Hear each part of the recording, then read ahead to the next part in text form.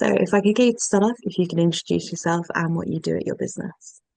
Yeah, so my name's Niall. My business is NB Dog Training. So we mainly focus on pet dogs. So it's not like agility or protection or sport or anything like that. It's pet dogs that are making life a bit difficult for their owners as a rule, or people who are getting puppies or new dogs and they want to make sure that they don't turn into difficult dogs later. So it's either resolving or preventing behavior problems, just your typical behavioral problems in pet dogs. Been doing it for coming up on 5 years. There's myself and one other trainer, Catherine, who do all of our training. It sounds amazing. So how did you get started into dog training itself? So I had a dog before I was a dog trainer. I had a dog with someone I used to be in a relationship with a while ago, and he helped me after we broke up and we weren't together anymore. I had some like mental health sort of issues. I had quite a bit of depression, anxiety, and I'm kind of missing like a year of of my life where I just don't really. I was in bed most of it. I didn't do much. I don't remember really any of it, but I remember the times I had that dog. I had Enzo, so I remember those times, and that kind of I thought, well, that's something that if I didn't have him, I'd have lost that year entirely. So I thought I want to give back to, well, for him.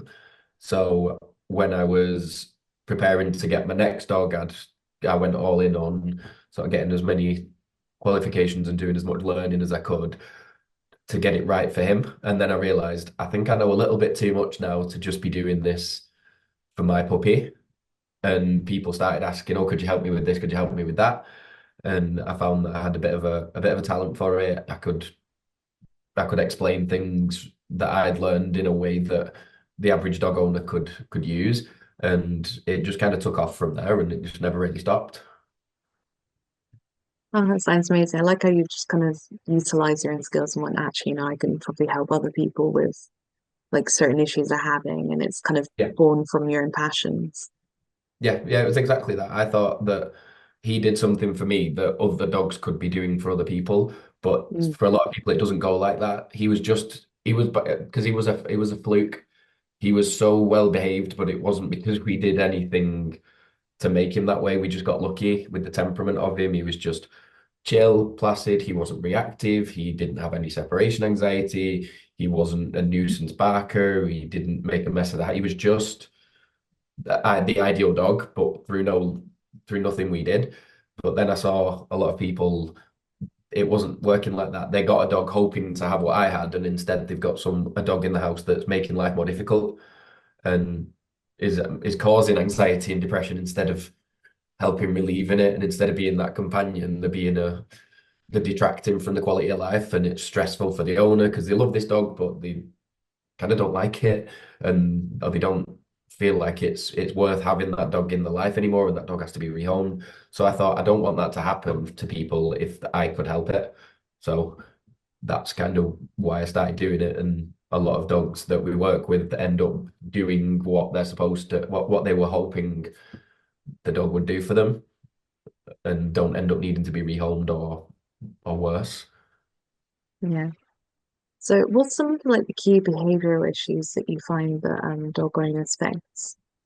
I think the main one we deal with is reactivity. So so where I live, it's a semi-urban town. So we've got quite a lot of open space, but quite a lot of sort of more urban spaces as well. And especially since lockdown, there's just so many more dogs out there. Everyone got a dog in it during COVID that most people probably shouldn't have done.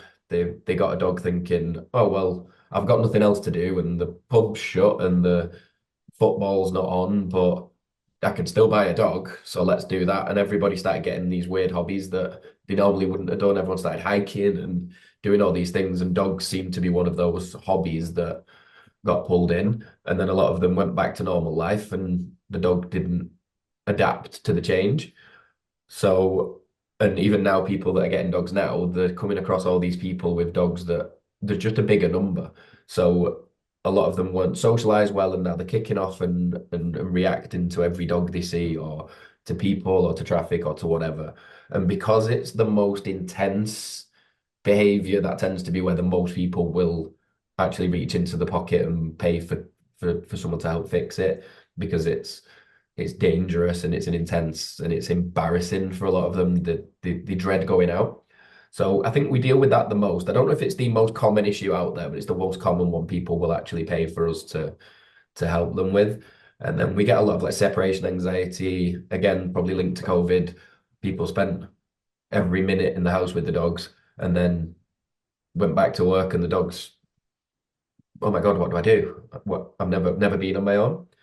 Yeah. And then other than that, it's just sort of, attention seeking and nuisance barking and stuff like that. But primarily it's reactivity that we deal with the most.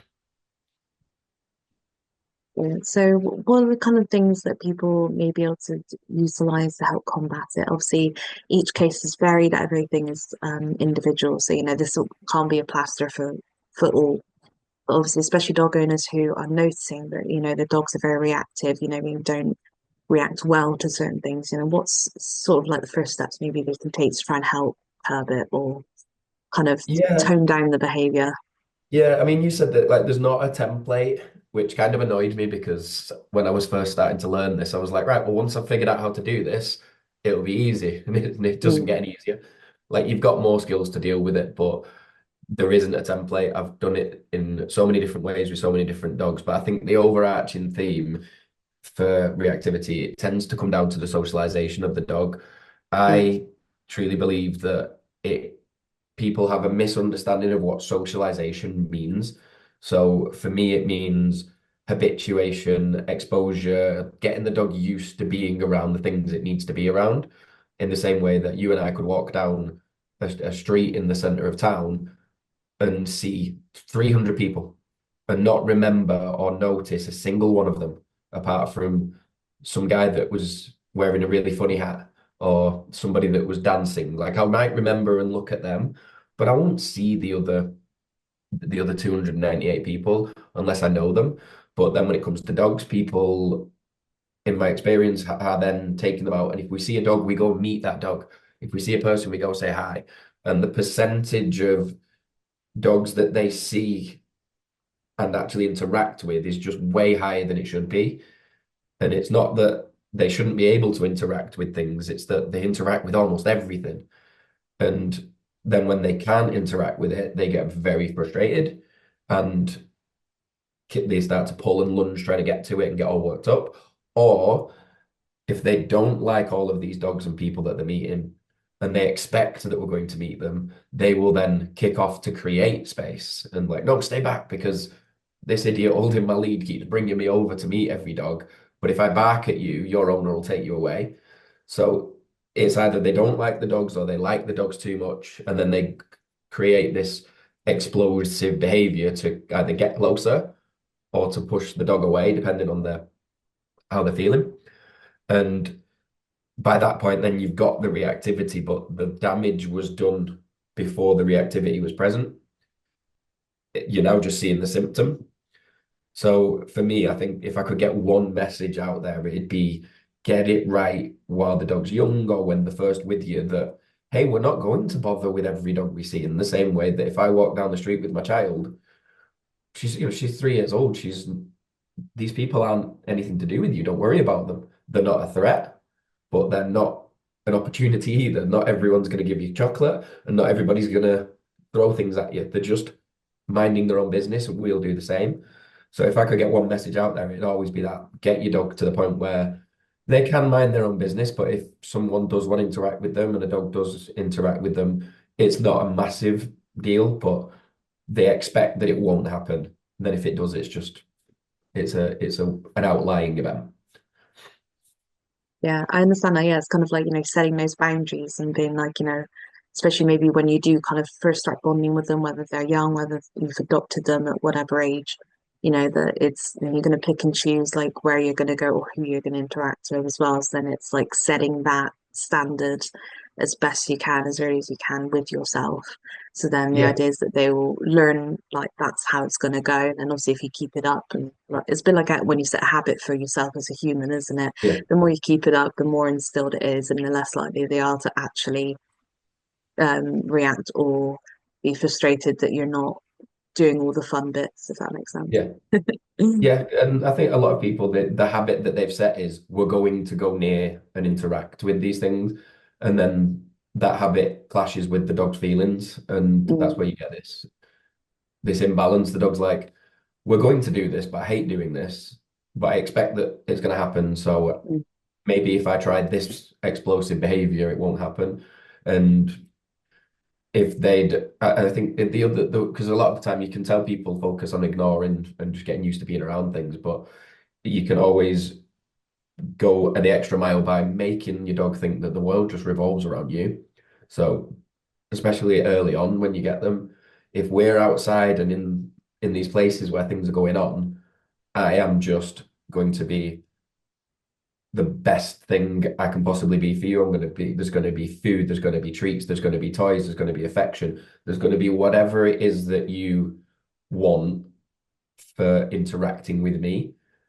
And while those other dogs are over there, they become a background distraction. They're not really there anymore. So, mm, like right now, me and you are chatting, and you're the focus of my attention. I'm not paying attention to any the traffic that's driving past my house. It's just there. mm, It doesn't give me. It doesn't. And none of my focus is drawn to it. I'm sure if a car crashed outside my house, I'd look. But other than that, the just traffic is just going past. But you're the focus of my attention. And if we can tap into what is it that our dogs enjoy the most. So for me, I've got a border collie, so it's a ball. So most of his socialization was done with, we're going to go find busy places and I'm going to play ball with you. And now all of the busy isn't that important because I might have a ball. And he's got normalized to people and dogs and cars and bikes and footballs and everything else because I had the thing he wanted the most. So trying to find what is that for your dog, and I think some people just don't know what that is. They just don't know what is my dog's, the kryptonite, I guess. What's mm. their what's their big thing that will keep their attention and give me the ability to win against that distraction that is out there. And if people can figure that out, I think sometimes it's just trial and error. Like just Mm. try all the toys, try all the treats, and see which ones, observe your dog, which ones make their eyes bulge out of the sockets, which ones make them sit up and listen, which ones make them even make them a bit rude. Like if you had hold of something, what would make your dog jump up at you to get it? What would Mm. make your dog bark at you to get it? What would make them rude? Because then they want it enough that they might ignore another dog, and we can go spend time out there playing, interacting, doing whatever it is, knowing that I've got the biggest thing in the world to you as the dog. So yeah, I think trial and error sometimes finding what is that silver bullet. Yeah, I think as well, like thinking about the psychology or the behavior of the dogs as well, like really paying attention to your dog and just how I think they interact with everything as well. Because I think people forget, or maybe, some people have had different experiences with raising dogs as well, whether, from a child and then you get one as an adult. It's like, oh yeah, they just do the thing as a dog thing, but really you need to pay attention to kind of every aspect as well, especially in those early days, because to understand how they function. Because obviously they can't just tell you what's up, or like if they're overstimulated or something's really bugging them, isn't it? You really need to pay attention to all the behavioral signs, or like, if the tail is between the legs, if they're lunging, that sort of thing. And I think that's something some people tend to overlook or forget that it's quite a key thing to think about. Yeah, I think canine body language, it's such a nuanced thing. So there's obvious signs, like you said, like is the tail tucked, to their ears flat, are they licking the lips, are they yawning, are they and if you are able to just figure out what are three or four of those things that I need to be really aware of, because some people wouldn't know that a dog licking the lips is potentially a stress signal. Some people wouldn't know that yawning is a stress signal. Some people don't even know the tail tuck is a sign of it. But I think if people are aware, oh, that is potentially a sign of stress, and is there any others? And if I can see more than one, especially, okay, what is it that's going on, and then you can start to sense patterns. Oh, my dog always tucks their tail when there is a wagon going past. My dog Mm. always starts to lick their lips when we have children in the house. My dog, like whatever it is, you can start to sense patterns, and the better you are at recognizing that, the earlier in the pattern you can interrupt and work on training it, because a lot of people, they don't realize that there's a problem until the dog explodes, and they're like, oh my God, it came out of nowhere. And it didn't, but the subtler signs just didn't get recognized and picked up on, and you didn't intervene and help your dog when they asked for it, purely because they speak in such a strange language that we don't innately understand until they really start to explode, and then we don't, when they start to growl and bark and lunge and snap. Oh, we understand that, and they've already been saying the same thing, just quieter and a little bit more discreetly, and nobody listened. Mm. Yeah, I think one of the things we do focus on with our with the owners of the dogs we work with is trying to get them to the point where they can start to recognize, oh, something's going on with my dog here. What is it? What's going on? What's the environment? How can I make this better for them? Because if they can recognize them early, the dog starts to relax overall, because they know my owner gets me and they know what I need when I'm stressed. They know when I'm stressed and they know what I need when I'm stressed. And if you recognize it early, your dog will then show less stress in general, because they don't feel the need for it, because they trust you and they believe that you're gonna intervene for them and step in for them. That's brilliant. Well, is there anything else you'd like to add for any of our dog owner listeners?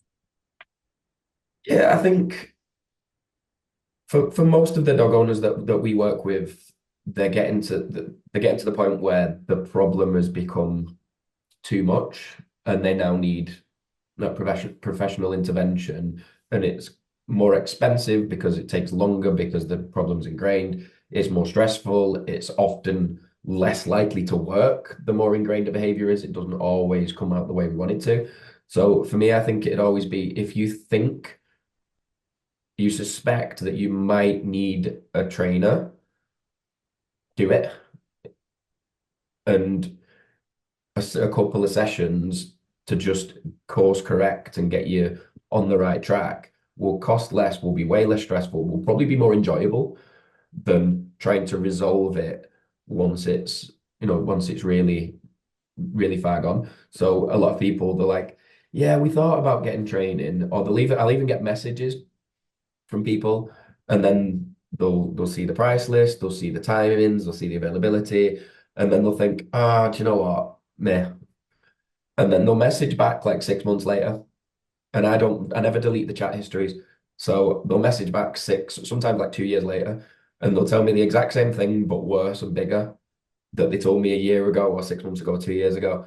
And now it's going to cost them more time from me, more effort, more time from themselves, more stress, and it's less likely than it was in the beginning to work. Whereas if they'd have just gone, do you know what? Yeah, we'll just get you in to check that everything's okay.